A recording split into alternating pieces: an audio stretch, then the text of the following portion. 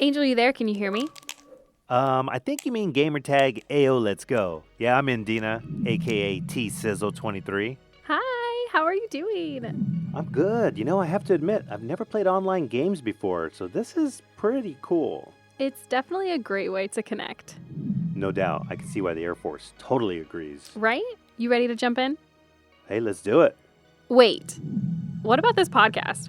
T-Sizzle, this is the podcast.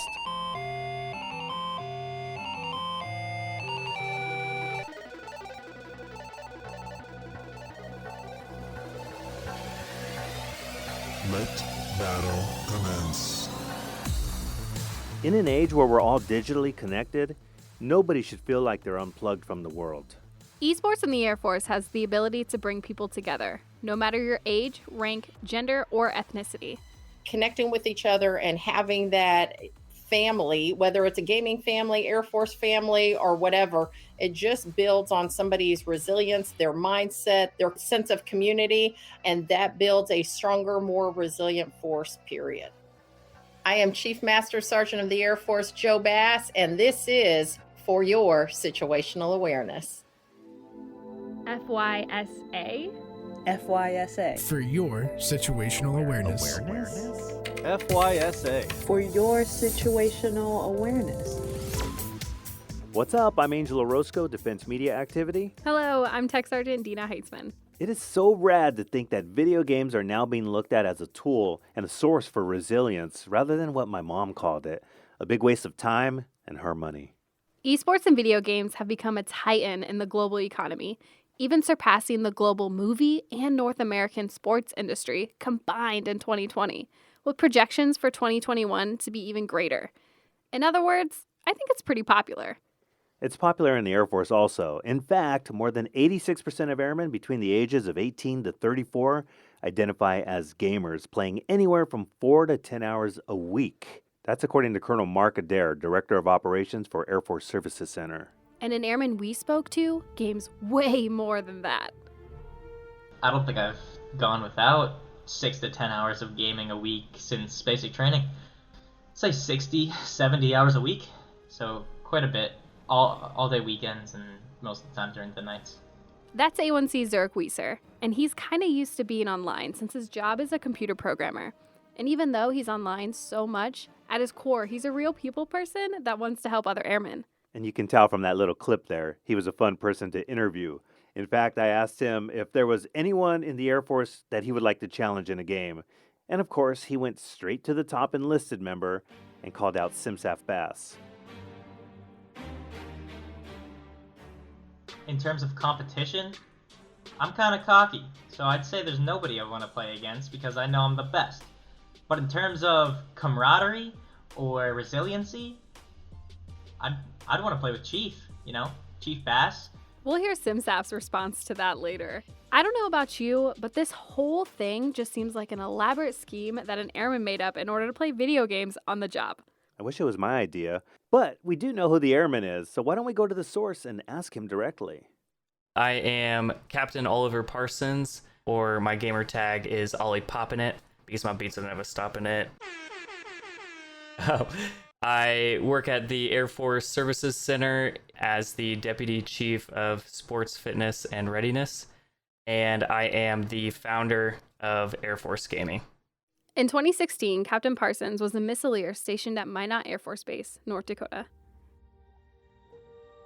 I was there 6 total years, and doing the crazy schedule and it being dark most of the winter and it being like -70 at sometimes, we were forced to stay inside. He battled with depression and anxiety due to the 24/7, 365 stress of the no-fail mission. He dealt with this stress by immersing himself in video games, which further isolated himself from reality. My wife was struggling with mental health stuff as well, so we both kind of went our separate ways down the video game routes. Her playing Sims 4 on PC, while I'm playing Destiny 2 and, grinding away at that. After realizing his co-workers were also playing Destiny 2, he began forming connections and friendships in the game, and soon after, They were raiding for 6 hours at a time. This sparked his interest to help his church start an online gaming community, and around the same time, he noticed that the Army was capitalizing on esports. And that's when it clicked. I got with a few other airmen that I'd been playing, Destiny 2 with, or I'd met actually online. And I was like, hey, why don't we, grassroots start something like what they have and see where it goes. So I did a shot in the dark email to the Air Force Recruiting Service commander. At the time, it was Major General Levitt, and it was crazy awesome. She emailed me back in like 13 minutes, and she's like, oh, I love it. Let's experiment with this. Let's get you with my innovation director. I thought it was amazing that General Levitt responded so quickly to Captain Parsons and basically said, let's see how this goes. We asked Simsaf what her first thought was when the Air Force sanctioned Air Force gaming. My first thoughts were initially like, why not? Considering the time and age that we are in and that we're in the 21st century. And oh, by the way, it probably helps that I also am the mom to two teenagers. I get it, right? And so as generations evolve, so must we. And it just makes perfect sense. And yeah, gaming is not necessarily a new thing. I married a gamer, but it just makes sense. In 2020, Air Force Gaming made its official debut under the Air Force Services Center. In just 1 year, over 13,000 airmen and guardians joined the community, with over 1,000 teams participating in competitions. Those are great numbers for a program that's only been around about a year. It shows that a lot of airmen are interested, and for the Air Force to see that, it's amazing. The biggest competition so far was the Code Bowl, bringing together 8 different services from 2 countries. The hype is real. The hype is real. We're live from the United States Air Force Academy. Woo! It's time, baby. All right. Code Bowl. Call of Duty Endowment Bowl. Somewhere. Yep. Oh, I missed. Big day. Oh my God, it got me. Honestly, for military and esports, this is the biggest day that has happened. Hey, put you on left side. Hey, left side A.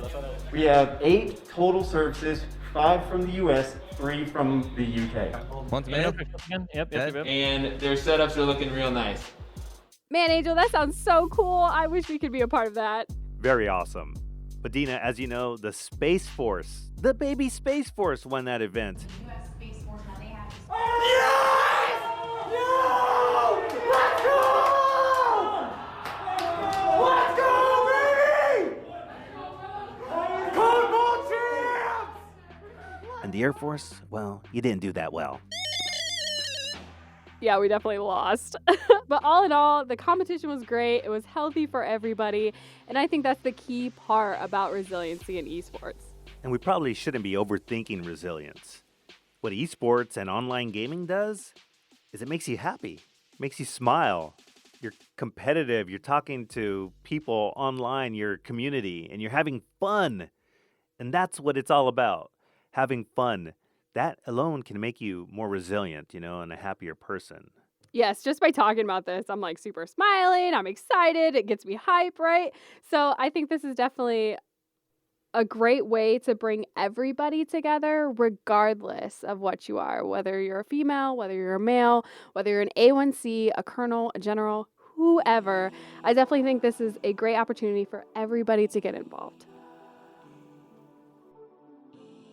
You meet people online, you kind of have, well, for me personally, I have this guard up because you don't know who's on the other side kind of thing. But with AFG, you don't really have to have that guard up because hey, we're all airmen. This is Staff Sergeant Haley Green, a Security Forces member and a lead game ambassador for the Dungeons & Dragons section of Air Force Gaming. How happy were you when you found out about the Air Force Gaming? Oh, I jumped right in. Literally the moment I was told, not even 5 minutes later, I was Googling it. I was on Facebook. I was like, hey, can I join? This was back in 2019 when it wasn't even official yet. Currently, Haley is the only female in the D&D section. However, they're always looking for more. Well, it's not about needing it. It's showing that we are open to the inclusiveness of having different people. I mean, we're not purposefully having only males join D&D, but that's what's happened. Case in point, the Overwatch team, I'm pretty sure there's 3 or 4 that are females that are on the team, and like that's great. It's awesome. And I know there's a few people who play Call of Duty. I actually play with a lot of females who play Call of Duty, and we're pretty good. There's no reason for there to be any, like, for you to feel like you're held back by your sexuality or gender, any of those things. Do you feel that gaming has helped you be a more resilient airman? Definitely. I've gained so many friends through the AFG that if something were to happen or if I needed to talk to someone, I know that I can go to those guys. It's created this community that isn't about our ranks, as we said before. Like, we don't know anyone's ranks, and we just know, like, hey, I see you as my mentor. I really appreciate your thoughts on this situation that I'm having. There's been a couple times where I've asked questions to some people about situations that have come up in my life. So it's been nice to have that outlet. I love the answer she gave about how Air Force gaming made her a more resilient airman. And I know, Dina, before you say anything, I see the look on your face when I said resilient again. But it's just a fact. We got to use that word a lot because it's important right now. You even mentioned it in one of our interviews as being the mascot of pretty much 2020 and 2021 so far. You're right. It totally is. And we use that word a lot. We know it's important. We go to the trainings. We have these conversations. But I think it's important to understand that there are many faces of what a resilient airman looks like. And we all have to do our best to make sure that the word itself is not just a buzzword, as Simsaf Bass explains. When we talk about resilience, it just can't be about saying like you should have it and then that's it. You know, we've got to work with our airmen to show them what resilience means, how to walk in resilience and how to build upon it. It can't just be a noun or something in our vocabulary. It just has to be something that we are embracing and building upon daily. For example, for Staff Sergeant Green, it's connecting with a community where everybody's on the same playing field. But if you could describe what resilience is without using that word, how do you think that would sound? Oh, that's super easy. I'm going to punt this one to Brigadier General Claude Tudor. I am the director of Air Force's Integrated Resilience. He describes it as optimizing human performance across all the domains: mental, physical, social, and spiritual, while also treating everyone with dignity, respect, and compassion. And while General Tudor doesn't quite consider himself a gamer, he does recognize the benefits of it. I mean, it's not my passion. You know, my passion is anything with the water and a board and a paddle. But, you know, that's what's cool. You know, everybody has their own kind of unique, you know, passions that helps them, you know, develop that connectedness. So I think that's really awesome. Exactly, and there's tons of clubs across the Air Force, and you know, the Air Force has put a lot of effort into these types of programs. So why do you think it's important for airmen to have access to them now? As we looked at best practices across the Department of the Air Force, and the things that we were finding was it brings them together, it creates that connectedness so that, you know, they can bond together, they can talk with each other. And, you know, it's not always about playing the game. Sometimes maybe after the game or before the game, you know, they can have that connective, you know, tissue, so to speak, where they talk about maybe challenges that they're dealing with, or, you know, hey, man, did you see this piece of the game? And it gives them an opportunity to talk and build a relationship. And it's important to build that relationship prior to crisis, because if you wait until you're in crisis and then you try to develop that relationship, it becomes even harder to, you know, kind of understand the facial recognition, or, you know, how do you know if somebody's really in crisis if the first time you meet them is when they're in crisis? I think that's really interesting what General Tudor said, and that kind of ties into Captain Oliver Parsons' story. He was a missileer at Minot, he was struggling with anxiety and depression, and he was reclassified over into the Air Force Services Center. You know, that could have totally thrown him off the rails at that point. Could have thrown anybody off the rails, let's be frank about it. But instead, the Air Force recognized his talent and put him in the perfect place at the perfect time for him. I mean, I'm still struggling with depression, anxiety almost every day, but it was the airmen that are part of the Air Force gaming community that really helped with my persistency of continuing to pursue Air Force gaming and make sure, what our dream and what our, baby that we built becomes an official entity. And, stories like, hey, if it wasn't for Air Force gaming, I wouldn't be here right now. I mean, even for me, I could say, hey, if it wasn't for Air Force gaming and the community and the new friendships that I built digitally, I'd be in a very dark place. Captain Parsons also explained his wife is doing well and she's pursuing her doctorate degree. She's a super school person. She's awesome, super supportive. She's been alongside me the entire They have also moved to Joint Base San Antonio, Lackland, Texas. We actually have family here in San Antonio, so we really do feel blessed with everything that has kind of come to fruition over the course of this last year. What a journey for Captain Parsons. It was really cool talking with them. I am excited to see what he does with Air Force gaming because this is only the beginning. Hey, Dina, before we start thinking of wrapping this up, why don't we go back to the Throwdown Challenge from A1C Zurich Weiser to SimSaf Joanne Bass. Airmen Weiser may be more experienced in online gaming, but SimSaf Bass is pretty competitive. Plus, she's the Chief Master Sergeant in the Air Force. That's like final boss level. Here's how the conversation went as we led up to the friendly challenge from Zurich. So I'll be honest, in fairness, I'm actually a very competitive person. So I've told my family, I'm like, I'm reluctant to get into it because if I do, I'm probably going to do it hours on end till I make it up to a certain level. And I mean, that just wouldn't be fair. Then I'd be going against the Airmen. And so, but actually, let me break. While I don't say I'm a gamer, I do get competitive on certain things. So I play Family Feud. I have a Family Feud app on my phone.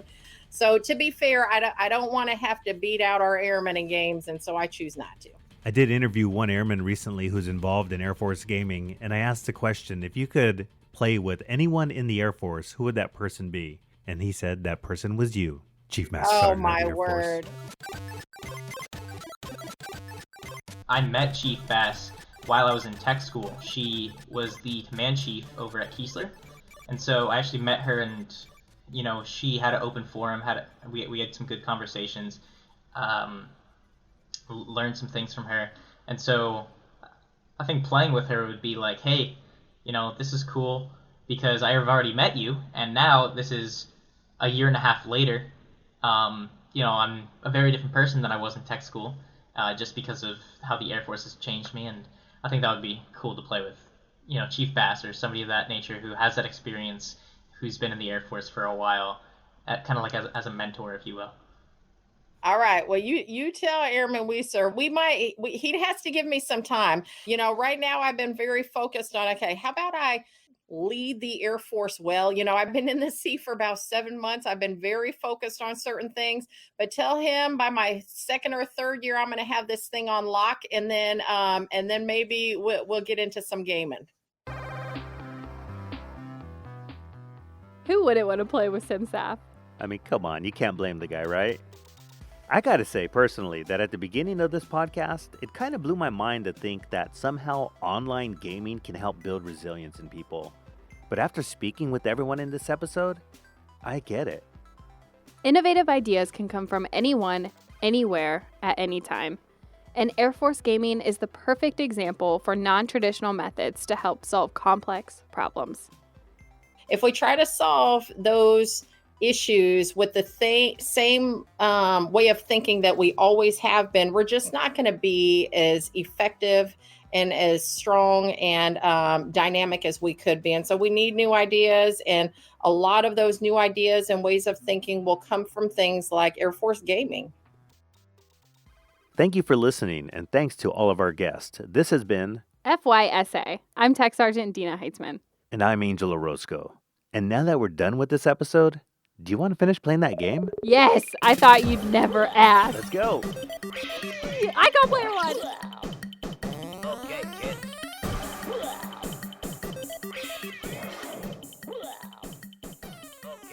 If you'd like to learn more about Air Force gaming, visit airforcegaming.com.